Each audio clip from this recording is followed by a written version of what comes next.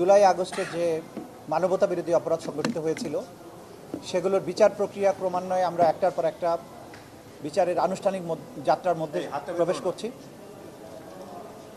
গত 5ই আগস্ট 2024 সালে ঢাকা মহানগরীর চানখারপুর এলাকায় 5ই আগস্ট বেলা 12:30 থেকে 2টা এই সময়ের মধ্যে 6 জন নিরস্ত্র শান্তিপূর্ণ বিক্ষোভকারীকে, তার মধ্যে অধিকাংশই ছিলেন তরুণ, তাদেরকে গুলি করে হত্যা করা হয়।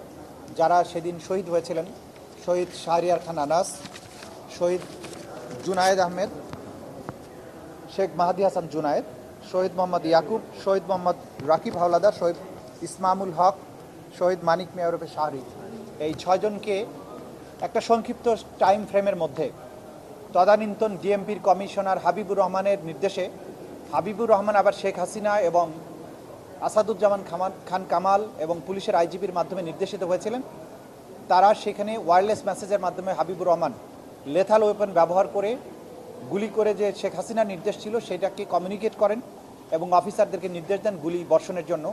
এবং সেই নির্দেশের প্রেক্ষিতে আসামি হাবিবুর রহমান, সুদীপ কুমার চক্রবর্তী, শাহ আলম মোহাম্মদ আখতারুল ইসলাম এবং ইমরুল, এই 4 জন অফিসারের সরাসরি নির্দেশ তত্ত্বাবধানে বাকি 4 জন আসামি আরশাদ হোসেন, সুজন হোসেন, ইমাজ হোসেন ইমাম এবং নাসিরুল ইসলাম, যারা ঘটনাস্থলে প্রেজেন্ট থেকে আরশাদ হোসেন একজন ইন্সপেক্টর হিসাবে বাকি আসামিদেরকে সরাসরি প্রত্যক্ষ তত্ত্বাবধানের মাধ্যমে চাইনিজ রাইফেল, শটগান এবং অন্যান্য আগ্নেয়াস্ত্র ব্যবহার করে নিরস্ত্র বিক্ষোভকারীদের গুলি করে হত্যা করে।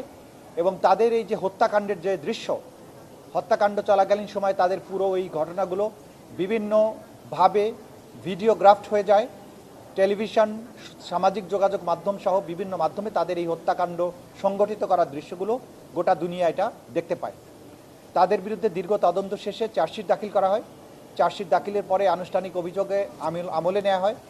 এরপরে পলাতক আসামিদের পক্ষে বিভিন্ন সময়ে যারা ছিলেন পলাতক আসামি তাদের জন্য রাষ্ট্রের পক্ষ থেকে স্টেট ডিফেন্স লয়ার এনগেজ করা হয়।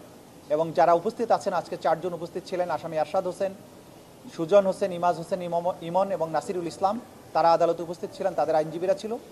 এই দুই পক্ষকে শুনানি অন্তে আজকে আন্তর্জাতিক অপরাধ ট্রাইব্যুনাল 1 এই 8 জন আসামির বিরুদ্ধে আনুষ্ঠানিকভাবে অভিযোগ গঠন করেছেন।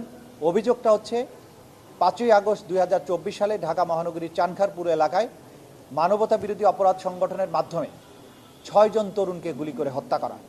এবং সেই অভিযোগ গঠনের পরে আজকে তাদেরকে সময় দেওয়া হয়েছে প্রস্তুতির জন্য।